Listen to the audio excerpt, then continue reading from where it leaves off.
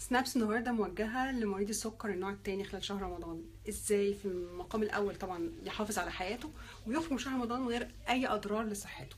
اول واهم حاجة لازم يستشير الطبيب المعالج، هل هيصوم السنة دي ولا لا؟ حتى لو صام السنة اللي فاتت تحاليله اتغيرت، صحته ممكن تكون اتغيرت، لازم ناخد الموافقة الاول. والناس اللي الدكتور هيديهم اذن بالصيام ويظبط لهم الدواء بتاعهم من حيث الجرعة والتوقيت، انا بقى هتكلم معاهم من الجزء التخصص بتاعي، التغذية السليمة بتاعتهم خلال شهر رمضان. وقبل ما ابدا نصايح لمريض السكر، لازم مريض السكر يعرف ان احنا بنخاف عليه في الصيام من 3 حاجات: نقص الحاد في سكر الدم، او زياده سكر الدم، او الجفاف. لازم نتكلم على الاعراض دي كل واحده فيهم لوحدها، ايه سببها وازاي نتفاداها، ولو حصلت نعمل ايه. ده ممكن يجي ان المريض اصلا ما يكونش مظبط جرعته، بياخد جرعه اكتر، او اخد الدواء وما تصحرش كويس، او عمل مجهود كتير مش مناسب لكميه اكله في اليوم اللي قبليها. وعلشان دي اخطر الاعراض ربنا خلاها تعلن عن وجودها بطريقه واضحه جدا، يعني بيجيله عرق بارد، زغلله في العينين، ورعشه وعصبيه وتوتر شديدين جدا.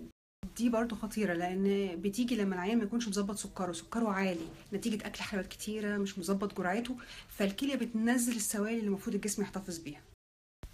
تحسه دايما عطشان، يقول ريقه ناشف، شفايفه ناشفه، جلده ناشف، ما بيدخلش الحمام، مش مركز وتعبان وهمدان. بتيجي لما العيان بياخد جرعه اقل المفروض ياخدها، او يقولك هعتمد على الاكل، اظبط اكلي ومش هاخد الدواء، وده غلط.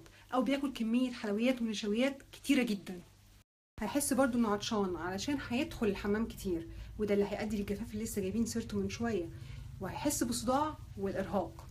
الطبيب المعالج اكيد هيفهمه يعمل ايه لو حصل حاجه من الحاجات دي، بس بالنسبه لنقص السكر هو اخطرهم. في الغالب هيفطر ويقيس سكره كل شويه، وما يقولش ادخل انام لغايه الفطار، ده خطر.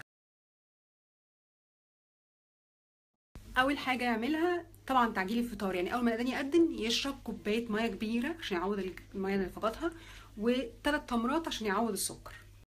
والفطار هيكون عباره عن بالاساس طبق سلطه كبيره عشان الالياف دي بتنظم السكر، بروتينات، وكميه نشويات قليله ومفيش دهون.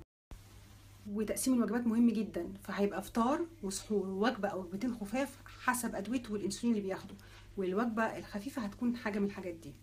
اخير السحور على قد ما نقدر عشان عدد ساعات صيام طويله، ويكون زي المثال ده كده، يعني في سلطه طبعا، نشويات، ونوعين بروتين.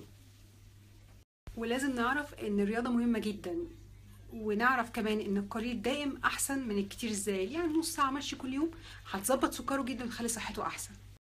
ولازم يبعد عن الحاجات اللي بتعلي له السكر، وان كان لابد فالكميات مهمه، يعني كميه قليله ومش لازم كل يوم، واليوم اللي اكل فيها اظبط الدواء واتمشى. واللي عنده مريض سكر يا ريت يخليه يشوف الفيديوهات دي عشان يستفيد، فيحافظ على صحته ويقدر يصوم رمضان، وربنا يتقبل منا جميعا، وكل سنه وانتم طيبين.